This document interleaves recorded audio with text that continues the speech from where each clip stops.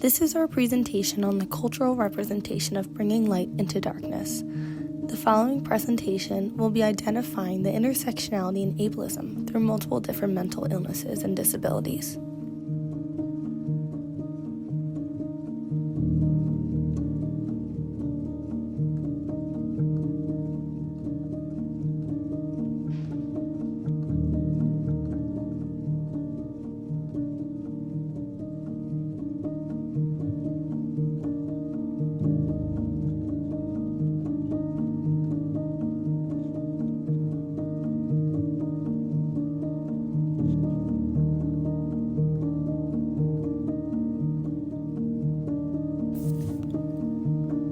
The LGBT community, the dementia community, intersecting together. One follows their heart, comes out of their shell.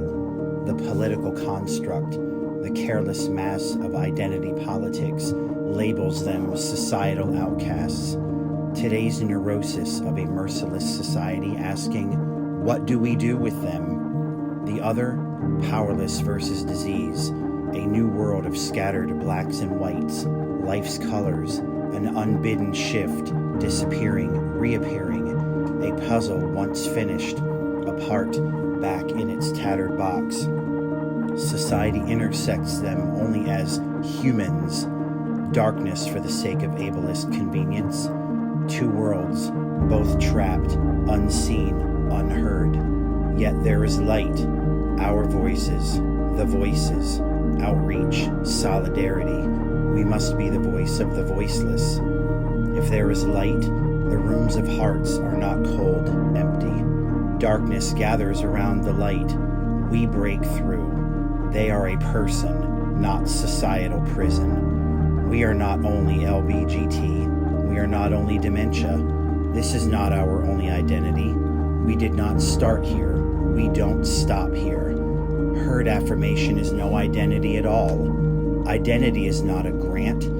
It is a right that only we allow to be defined. Who are we when we are alone? Respect, whole, not just human, but human beings. We are not forgotten. We are not subhuman. We are together. We are fight. We are feelings. We are heart. We are soul. We are mothers. We are fathers. We are sons. We are daughters, we are friends, we are pride, we are lineage, we are lessons, we are courage, we are one, we are love. We are not darkness, we are light. The darkness represents ableism. Margaret Price, when examined and defined and agreed to her argument, thought, based on her own shared experiences, the mental health system representing my why.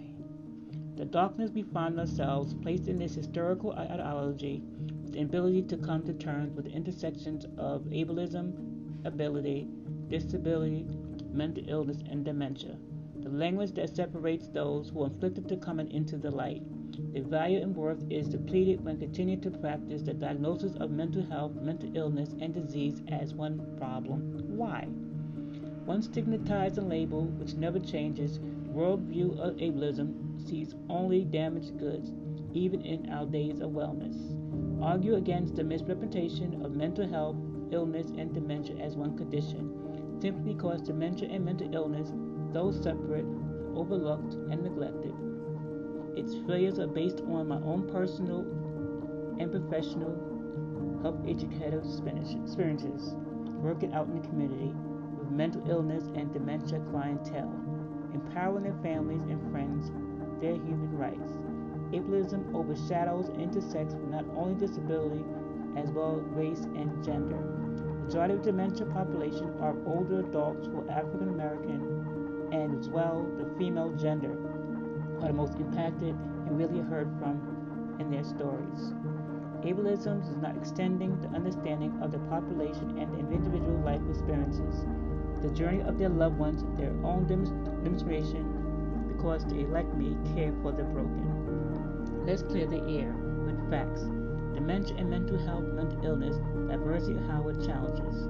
Both dementia and all mental health, mental illness problems have been viewed from a medicalized treatment mode. Dementia and mental illness have been treated with psychiatric services because they are conditions which affect the brain, unlike other neurological conditions. According to the CDC, Center for Disease Control, dementia is not known for specific disease. Alzheimer's is the most common type of dementia, which affects their cognitive ability to remember, think. It has different prevalence of stages, impacts a person differently, interferes with daily way of life. Dementia is not part of the human normal aging. It's currently 3 million people in the U.S. are diagnosed with dementia daily. There will be 50 million cases by 2060, as underlying as well mental conditions such as depression, anxiety, and bipolar.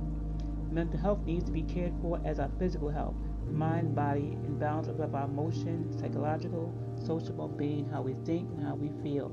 Mental illness, agreed with Price, mental illness is always seen as a madness and needs to be fixed and stuck as a person between wellness and unwellness, overlaps of intersections of mental health when it should not. Always about medical, insist upon fixing you and you paying the health services and insurances as a thank you, which does more harm than good, like dementia not seen or questioned. When's the last time you heard a person with dementia speak up for themselves? Let's give a moment of silence for those who left in the darkness of ableism and cannot reach the light. For the rest of us, if we walk out in the darkness into the light, we can lead the shadows behind us. Find unity, advocate, be a voice, question the why to lack of empathy for the diverse population of dementia. In this slide, I will be discussing the mental disorder depression, but theorist Leonard Davis, who highlights the detrimental aspects of the power of the norm, also can help explain why dealing with depression is a result of being oppressed. Davis stated the problem is not the person with the disabilities. The problem is the way that normalcy is constructed to create the problem of the disabled person. Depression can be considered a mental disability because not only does it disturb the mood, cause laziness, overthinking, etc., but negative thoughts and feelings can overpower people's minds, making people anxious or worried, and then the person won't have any control over it. Society plays a huge role as to why people are depressed and have a hard time recovering from it. People with disabilities are considered minorities because of the disempowerment and oppression they face due to behavior and actions that make people feel less human. Depression is not a weakness, nor is it something you can just snap out of. People experience depression in different ways, so there can never be one main cure. However, society should normalize that feeling down is a part of life. Without proper treatment, a person's depression can get worse. There are many causes that lead to depression, but visiting medical professions to help make a diagnosis can help. People with developmental disabilities are regularly dehumanized and devalued, so shining light on these various forms of discrimination is important. Depression and gender intersects by being the third most common disorder amongst both genders. Over 16.2 million adults have had at least one major depressive episode, while 20% of all teens experience depression before they reach adulthood. Within this slide, I will be addressing the mental illness of eating disorders, specifically anorexia nervosa. Anorexia is one of the most stigmatized mental illnesses in our society, and it is time we bring light into this darkness. We need to possess to individuals throughout society that they are beautiful no matter how they look. Many common stigmas heard around the world towards individuals who suffer from anorexia include, "You are just doing it for the attention, just eat something already, and you're so skinny, I'm jealous."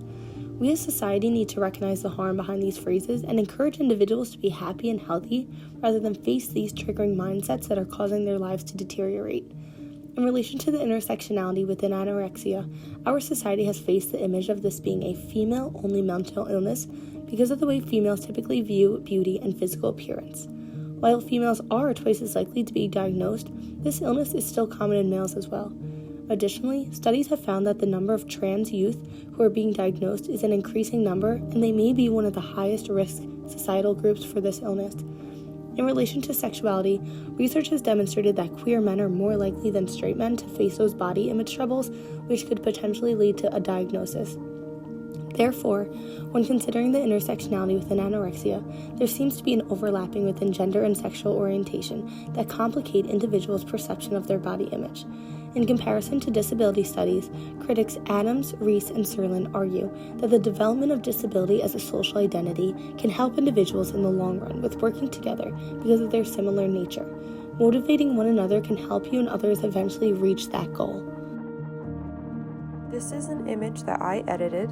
The green arrows represent immigrants who are traveling to parts of the U.S., and the red arrows represent America saying no, and the reasons why stated above are actual reasons why immigrants were sent back to their country.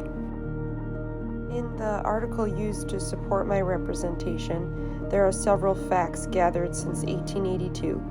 Immigrants can be denied U.S. citizenship if they have a form of mental or physical disability.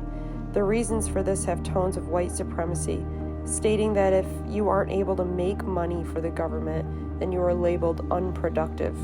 What deepens immigrants' oppression is their potential intersecting identities, along with having a disability such as race, nationality, and class. This concludes our presentation on mental illnesses, intersectionality, and ableism within disability studies. If you, a loved one, or someone you know lives every day with a mental illness or a disability, please bring light into that darkness. We thank you for watching.